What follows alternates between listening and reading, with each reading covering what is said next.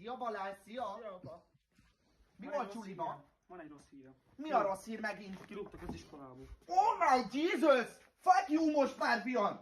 Menj a szobádba, mars! Jó, van, megyek. Meg kell hívnom egy jéghideg korsó pízlert! Pater! Gyere, fiam, gyere nyugodtan. Itt vagyok. Van egy rossz hírem, Pater, kirúgtak a suliból. Kirúgtak a suliból? Kirúgtak. Ha megint kirúgtak. Nem baj, bemegyek én beszélek ezzel a tanárral, amit képzel magáról. Várjál, fiam, megcsinálom a helyemet, már is megy. Jó, van. Gyerünk, fiam, megcsináltam a helyem, beszélek én ezzel a tanárral. Jó napot, jó napot! Jó napot, te most mondja az apámnak. Kirúgtalak, fiam, mert nem tudsz viselkedni.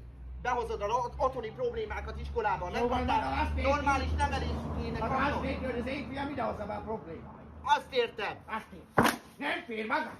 Ó, a lába! Nagyon tanár vagy. Tanár vagy, gyere ma. Az apu!